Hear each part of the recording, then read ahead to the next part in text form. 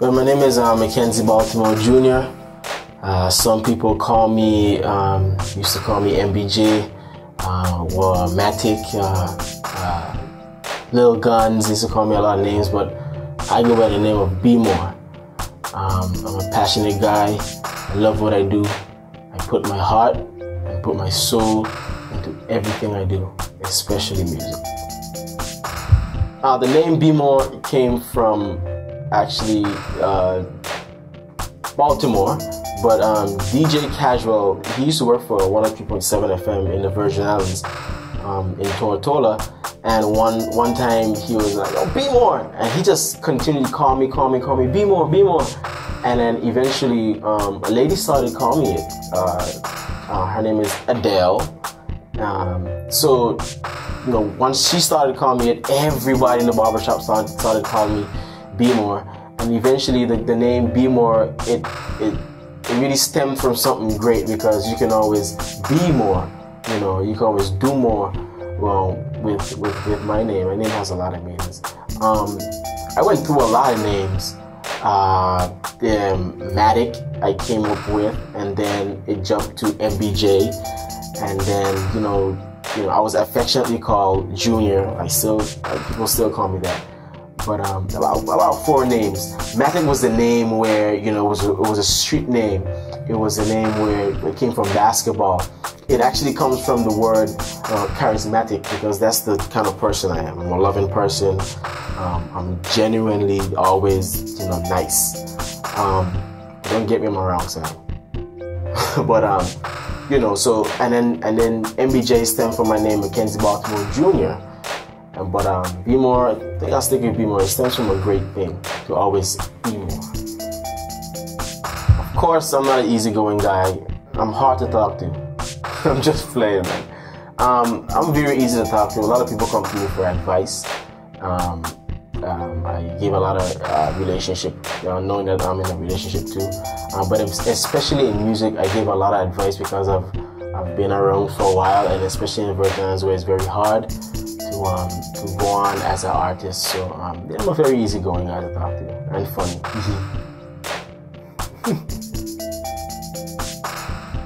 Well, a lot of things motivate me, but mostly society and what happens around me, the happenings, especially in the British Virgin Islands and the Virgin Islands as a whole, but mostly the things that surround me, society. When people come up to me, people say, "Hey, I hear your music, I love your song, that stems me to go on more." So I could say mostly people motivate me, but mostly too, I would say things that I fail to do, or not finishing what I had to do from before. I strive to do more, because I want to finish that, and I want to be a man of my word. So that sort of motivates me somewhat. To evaluate success, let me tell you something, right? The race is never given to the swift, but it's always given to the one who enjoys it to the end. And I look at so many celebrities, and look at so many people around, my Caribbean area, or my region, that started off with like nothing. Look at Bolt. I watched one of his races the other day when he was at the Olympics. Bolt was leaving the blocks last, but at the end of the race, he was doing this. He was putting up his hands. Look at LeBron. LeBron left from his hometown, his home team, got criticized, but still, he won his first ring. Michael Jordan, I remember him getting cut from his varsity basketball team. What did he do? He went home, he cried. What did he do? He bounced back. Success. Look at Rihanna. Rihanna came from nowhere. Barbados. Now Rihanna is all over the world touring.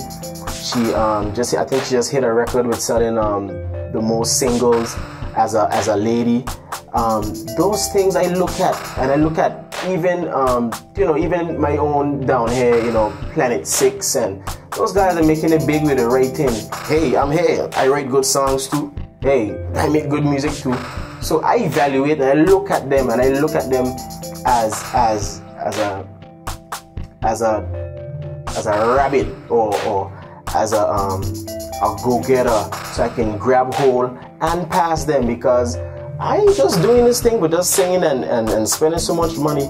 I try to make back money, and I try to motivate and inspire, everyone to just be the best and do the best and be the head and not the tail. So I evaluate success as that, being the head and not the tail, and finishing the race.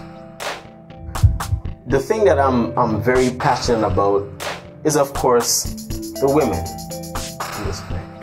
Of course, it's the music. I'm very passionate about music, but mostly how people gravitate to my music. I had this one little kid come to me the other day, and he was singing one of my songs, one of my good songs back in the days. It's called Believe. And I love how he came up to me. He was like, MBJ, MBJ, MBJ.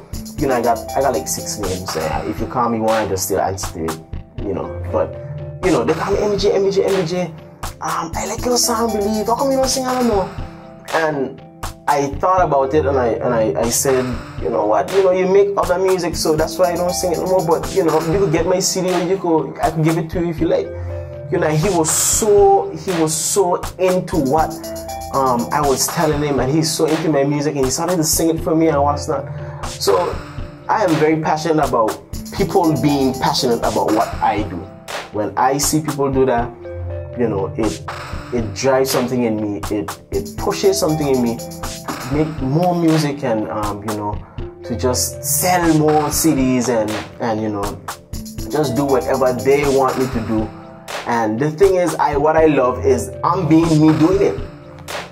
So that's the best thing about it. I'm not being anybody else or trying to emulate anybody. I'm being me doing it. So when you're being you doing something, when it's real. So that's what I'm passionate about. What most people criticize me about is I think 2 things. My cockiness. They think I'm very cocky, but I'm just blunt with some of the stuff. You see, the thing is with me, once I know something, I know it. And when I know it, I stick to my point. I'm not saying that I'll be wrong and strong. I compromise too, but it's just that when you know something, you know it. It's just like a writer or a producer knowing his craft, and he sees or hears something, it just gets to him. The same thing with me. If I know something is going wrong or something is done right, I know, I tell you. But it comes off a little harsh at times. Another thing people criticize me about is my spirituality. And with me was singing gospel music and now coming over to the R&B music. So, a lot of people criticize me about that. But I'll say this to just summarize everything, is that keep your relationship with God in front of your religion with God. So it's relationship versus religion, but it's relationship first and then religion. And that's the thing people fail to realize. They don't see me when I talk to God at night, or when I pray to God at night, or when I reading my Bible, but they will see me probably dressing flashy, or see me with the big earrings and what's not. And they see me, sometimes my pants sag because I hate to wear my pants on my waist. I just hate it. You feel uncomfortable, so I sag it sometimes. So people criticize me about that. My spirituality, and sometimes being a little cocky or a little blunt. But again, that's me.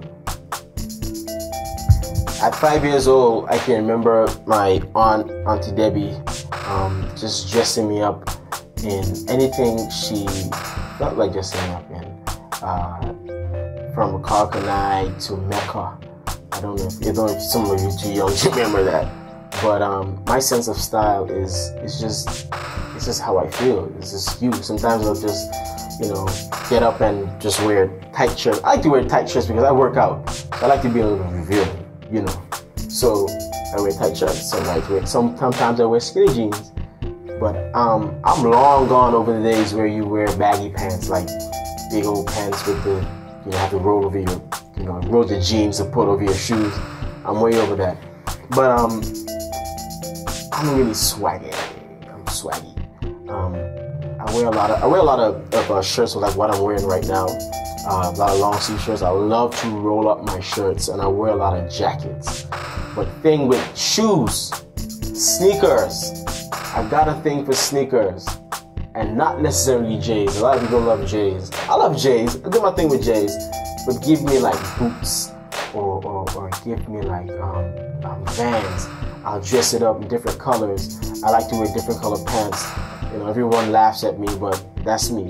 Fashion is not really a trend. Fashion is you. So don't ever think about, oh, because that's and that you have to wear. Nah, you do you. Alright? Honestly, my hardest decision is actually working right now.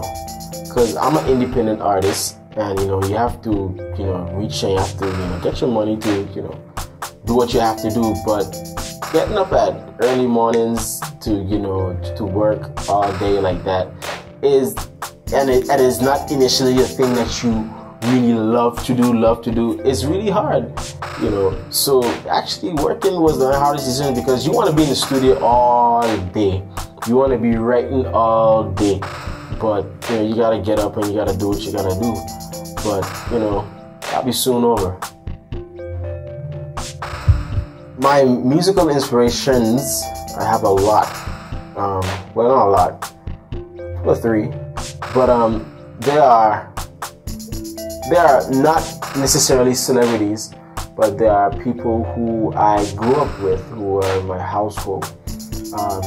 One of my number one singers. Every time I hear her sing, sometimes when you hear someone sing, just gotta shut up.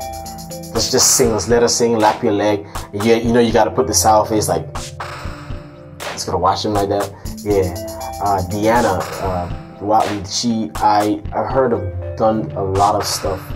But nothing is better than when she sits in the living room and just sings. And another person is Donna Klein Thomas. You probably know her from New Life Baptist Church Praise and Worship Leader. She's like my auntie.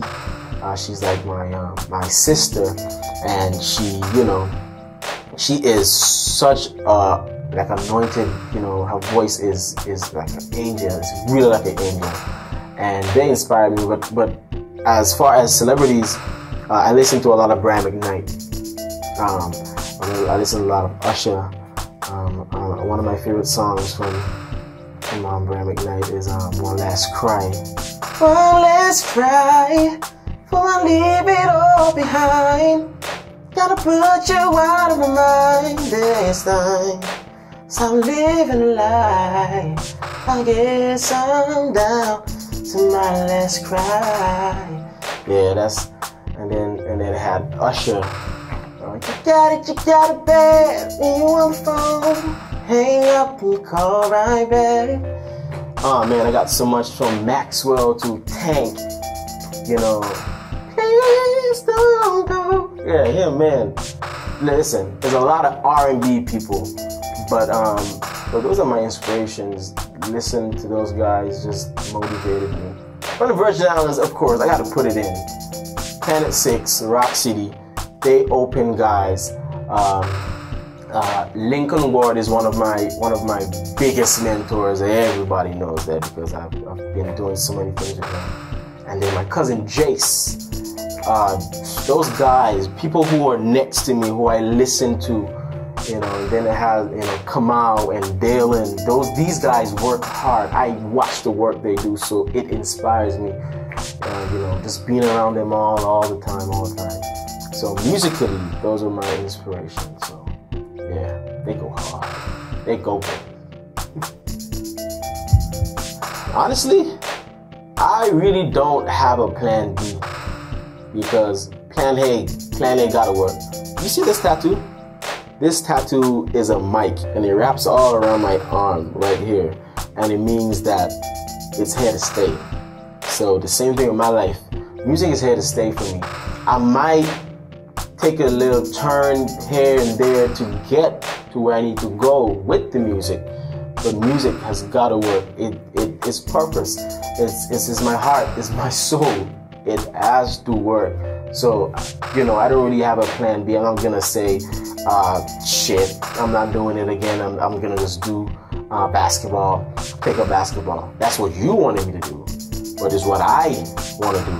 So this is music.